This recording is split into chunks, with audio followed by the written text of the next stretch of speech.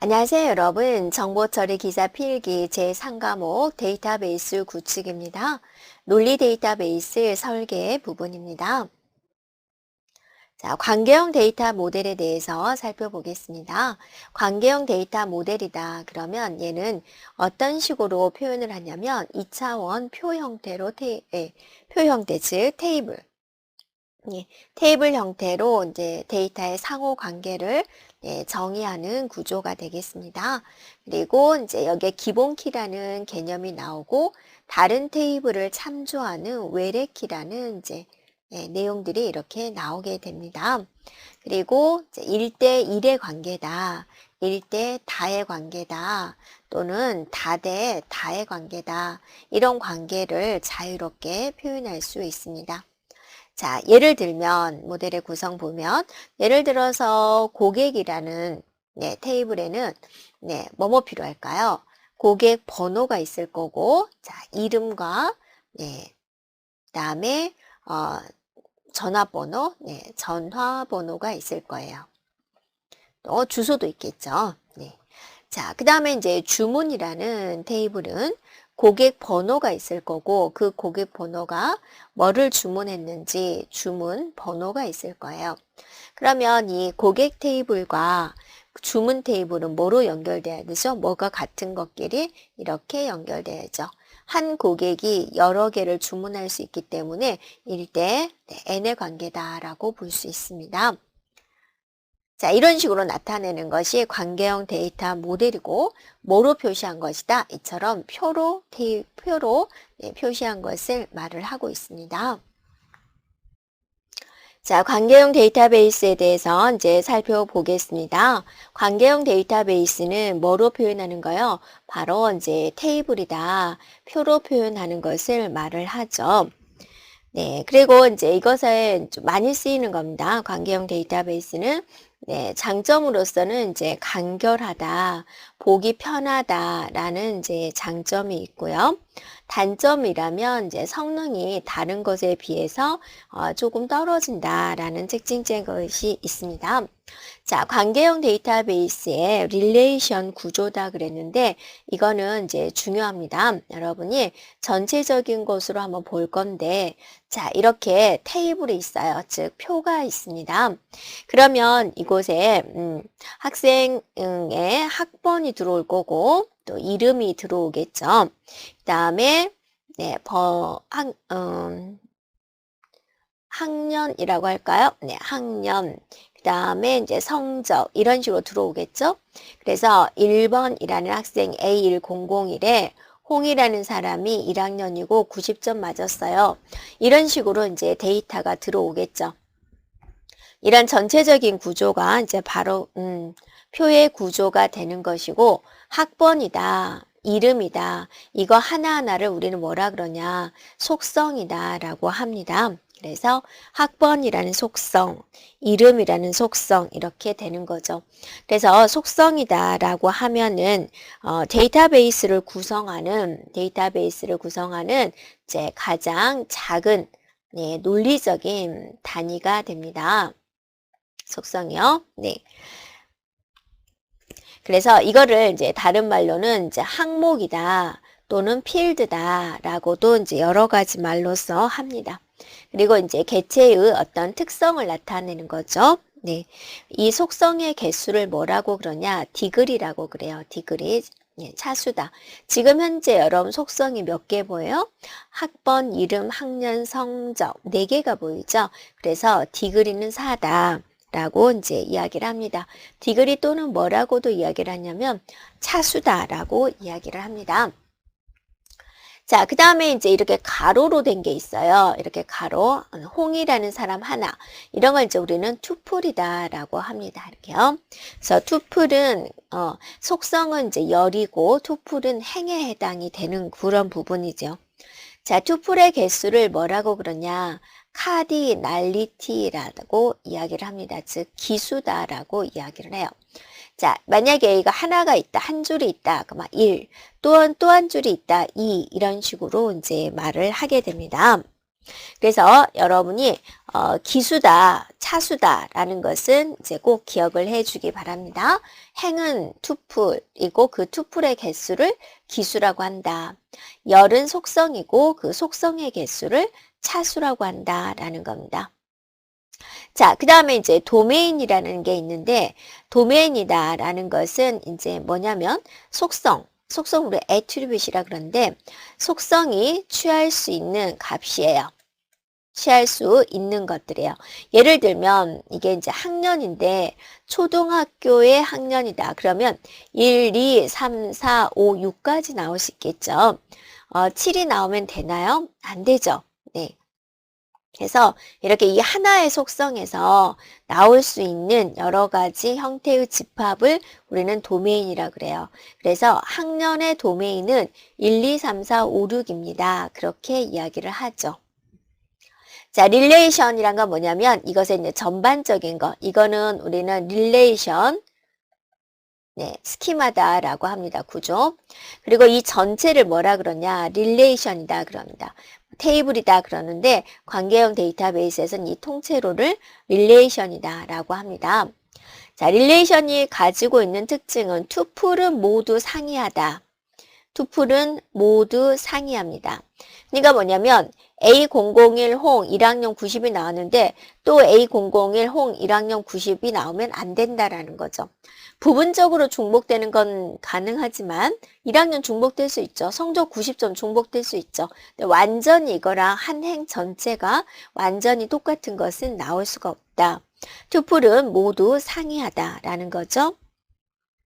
그 다음에 또 여러분 기억할 것은 속성의 순서, 또 투풀의 순서, 의미가 없다라는 겁니다.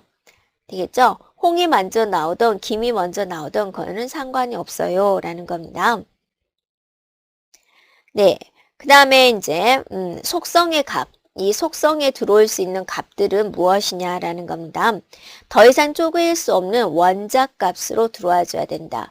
예를 들어서 당신의 학년은 1학년, 2학년, 3학년 이렇게 중학교라면 1, 2, 3학년 중에 딱 하나를 쓰겠죠. 근데 1,2 이런 거 쓰면 어때요? 안 되는 거죠. 네, 원작 값만 가져야 된다라는 겁니다. 자, 관계형 데이터베이스의 제약 조건 중에서 키에 대해서 살펴보겠습니다. 자, 키란 무엇이냐? 어떤 것을 찾는 거죠.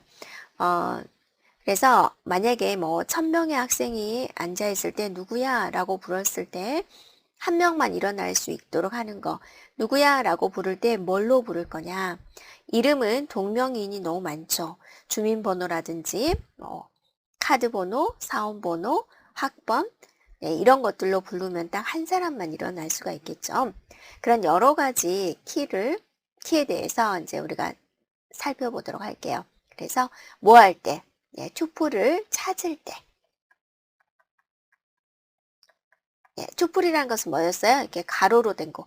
홍길동, 이름, 전화번호, 성적 이렇게 가로로 된 한 행을 투풀이라고 그랬습니다. 자, 그러면 이제 조건에 만족하는 투풀을 찾을 때 키라는 개념을 사용을 하는데요. 키의 종류는 이렇게 많이 있어요. 후보키, 기본키, 대체키, 슈퍼키, 외래키 이렇게 많이 있는데요. 일단은 그렇게 어렵진 않습니다. 후보키다라고 한다면 그냥 얘는 투풀들을 유일하게 식별할 수 있는 것입니다. 식별하기 위해서 사용되는 것을 말을 하는 게 바로 이제 후보키가 됩니다. 자, 그런데 여기서 슈퍼키도 있어요. 한번 구분을 해볼게요. 슈퍼키도 뭐냐? 투풀을 유일하게 구분하는 키예요. 자, 그러면 뭐가 다를까? 후보키하고 슈퍼키는 뭐가 다를까? 자, 예를 들어서 이제 우리가 한번 보도록 하겠습니다. 우리가 어떤 사람을 부를 때 이제 주민번호를 불러요. 주민번호. 그럼 딱 한 사람만 일어설 수가 있겠죠? 근데 주민번호도 불러도 되고 거기다가 이름도 같이 불러도 한 사람만 일어서는 거죠. 주민번호에다가 이름에다가 전화번호까지 불러요. 그래도 한 사람만 일어서게 되는 거죠. 이렇게 몇 개의 속성이 합해도 상관이 없어요. 무조건 투폴들을 유일하게 구분할 수 있는 것들을 우리는 슈퍼키다라고 합니다. 그래서 슈퍼키에 포함되는 성질은 뭐만 있느냐? 유일성만 있어요. 이렇게. 이제 후보키는 뭐냐면 슈퍼키 중에서 유일성 중에서 가장 속성을 작게 되는 거 딱 하나만 고르는 거예요. 그래서 유일성과 뭐를 만족시켜야 되느냐? 최소성을 만족을 시켜야 돼요. 그래서 여기에 뭐 카드 번호도 있고, 네, 학번도 있고, 이런 것들이 있을 때 하나만 고르는 거죠. 최소성을 만족하는 게 뭐가 있어요? 주민번호도 있고, 예, 카드 번호도 있고, 학번도 있고, 이런 것들이 이제 후보키가 될 수 있겠다라고 고르는 거예요. 그 중에서 딱 한 개 선택을 합니다. 그러니까 후보키 중에서 한 개를 선택하는 거죠. 그럼 난 주민번호 할래요. 주민번호를 지금부터 후보키로 선택하겠으니 후보키 중에서 주민번호를 지금부터 기본키로 설정하겠습니다. 라고 이제 정하는 거죠. 그러면 나머지는 뭐냐? 주민번호 선택인데 카드나 학번은 뭐냐? 그러니까 후보키가 있는데 그 후보키 중에서 기본키가 선택이 됐죠. 나머지가 대체키예요. 그래서 여기서 같은 경우 내가 주민번호를 선택했다. 그러면 남은 거 카드번호, 학번이 바로 대체키가 될 수 있다라는 거죠. 되었나요? 그러면 여기서 이 기본키나 대체키는 어디서부터 나왔어요? 후보키에서 이렇게 나온 거죠. 네, 그래서 이 세 개의 키는 유일성과 최소성을 만족을 하는 거고 슈퍼키는 어때요? 유일성만 만족하면 된다라는 거죠. 자, 외래키는 무엇일까? 외래키는 이제 다른 테이블입니다. 다른 테이블. 여기서는 관계형 데이터베이스에는 테이블을 뭐라고 이야기하나요? 릴레이션이다 라고 이야기를 하죠.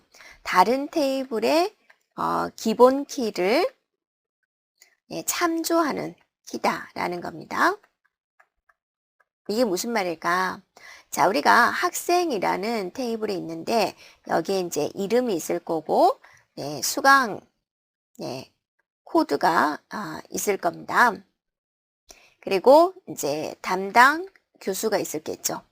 그러면 이제 교수 테이블에서는 이제 담당 교수 이름, 그 다음에 그 교수명이 담당하는 과목, 자, 이런 것들이 있겠죠. 자, 이런 게 있다라고 가정을 했을 때 학생 테이블에서 이 테이블은 교수명으로 이렇게 이제 연결이 되는 거죠. 이렇게. 이럴 때 이 교수, 그죠? 교수라는 테이블을 가리키고 있는 거잖아요. 그래서 이거를 바로 뭐라 그러느냐? 외래키라고 한다. 다른 테이블의 기본키를 참조한다. 이 교수명이다라는 것은 교수 테이블에서 기본키여야 돼요. 여러분 헷갈리지 않게 그냥 일단 교수명이라고 할게요. 이런 식으로 되는 것을 바로 외래키라고 한다라는 거죠. 그래서 학생 테이블에서 외래키는 교수명이다라는 겁니다. 자, 주의할 점은 뭐냐면 이때 가르칠 때 반드시 교수라는 테이블에 존재하는 값만 가르칠 수가 있겠죠. 또 이거는 기본키를 제외한 이렇게 외래키는 공백이어도 상관이 없어요. 이게 비어 있어도 상관이 없습니다. 네. 널이거나 비어 있는 거 우리는 널이라 그러죠. 외래키는 널이어도 된다. 외래키는 다른 테이블에 기본키여야 된다라는 거죠. 네. 자, 여기서는 여러분이 모두 중요한 내용입니다. 키에 대한 개념, 이게 이제 무슨 키인지 여러분이 구분해 주면 되겠고, 이렇게도 생각해 봐도 될 것 같아요. 슈퍼키에 후보키가 있죠. 그 후보키는 뭐로 나눠지나요? 기본키가 있고 나머지는 대체키가 되는 거죠. 자, 이런 식으로 이렇게 묶어봐도 될 것 같습니다. 이렇게요.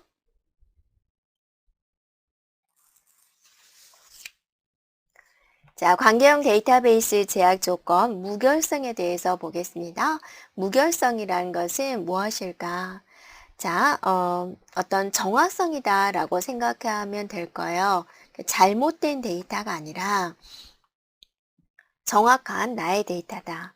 나의 데이터가 나의 핸드폰 번호가 하루 전날 바뀌었다. 근데 오늘 TV를 열어보니까 핸드폰 번호 바뀐 내용이 들어있다. 그러면 정확한 나의 데이터구나 라고 알 수가 있겠죠. 그래서 데이터베이스에 저장된 값과 DB에 저장되어 있는 값과 현실 세계, 현실의 값, 현실의 실제 값, 실제 값이 일치하는 이런 현상, 그러니까 즉 정확한 데이터가 유지되는 현상, 그거를 우리는 무결성이다라고 합니다. 그러면 이 무결성에는 이런 것들이 많이 있는데 개체 무결성, 도메인 무결성, 참조 무결성, 일단 이 세 가지는 여러분이 정확하게 알아주고요. 개체 무결성이다 라고 하면은 그건 기본키와 관련된 거예요. 기본키는 중복되면 되나요? 아니죠. 기본키라는 것은 뭐예요? 다른 사람과 나를 확실하게 구분할 수 있는 키가 되는 거죠. 그래서 절대로 중복이 일어나면 안 돼요 라는 거고, 기본키에는 널값을 허용하나요? 안 돼요. 널이라는 것은 비워둔다라는 겁니다. 주민번호가 기본키인데 이 사람 주민번호 잘 모르겠어요. 비워두었다가 나중에 입력해야지, 그런 게 안 되는 거예요. 네, 그게 개체 무결성입니다. 그래서 개체 무결성 하면 여러분이 기본키를 생각을 하세요. 그 다음에 참조 무결성을 먼저 할게요. 참조 무결성은 뭐랑 관계가 있냐? 바로 외래키와 관련이 있어요. 외래키. 자, 참조 무결성은 외래키와 관련이 있다. 여기서 참조 무결성이라는 것은 뭐냐면 외래키라는 게 뭐였어요? 다른 테이블을 가리키는 거라고 그랬죠. 그런데 자, A라는 테이블에서 만약에 학과 코드가 1번, 2번, 3번이 있고, B라는 테이블에 이제 학과 코드가 1번, 2번, 3번, 4번까지 있다. 상관없죠.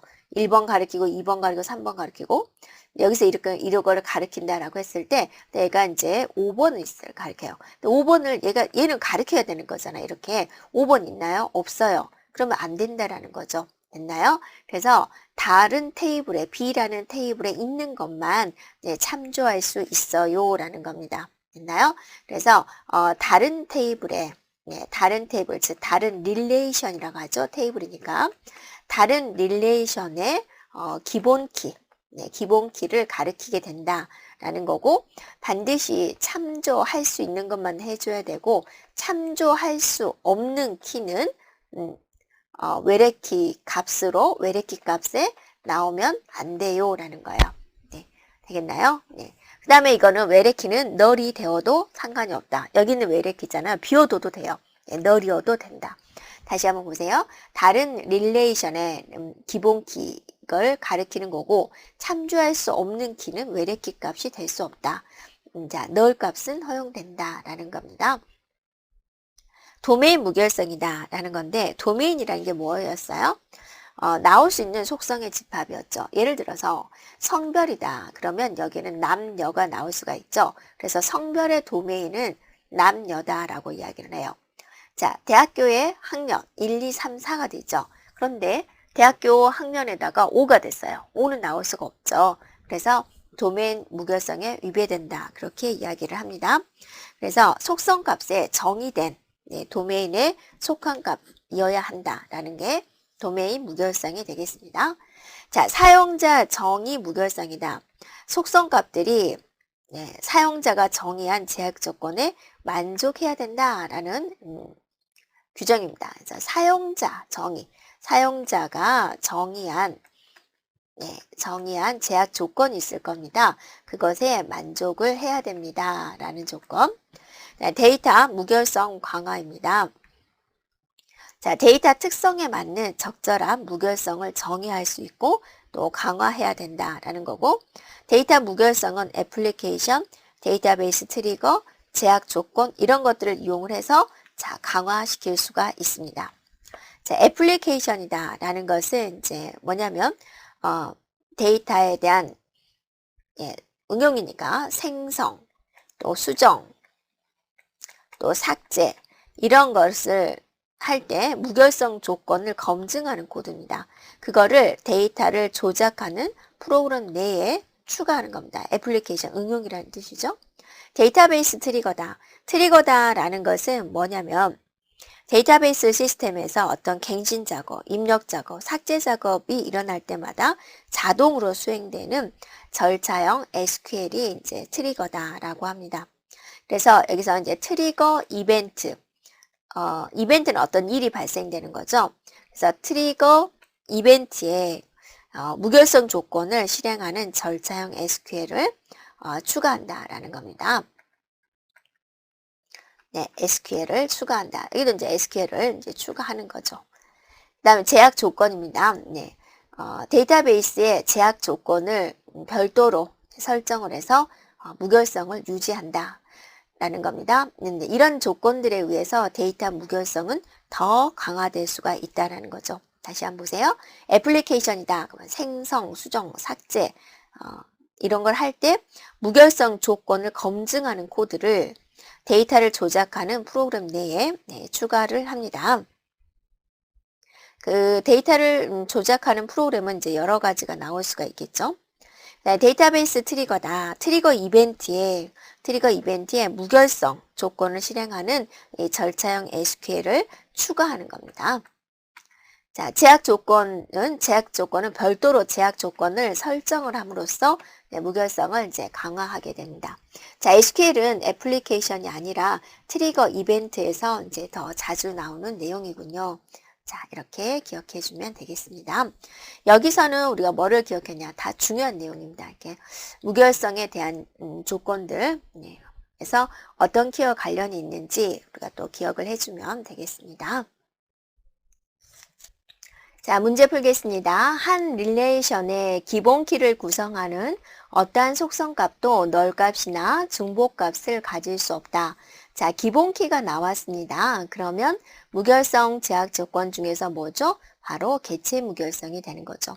참조 무결성은 무슨 키인가요? 바로 외래 키가 되는 거죠. 그래서 정답은 바로 1번이 되겠습니다. 자, 여기까지 진행하겠습니다.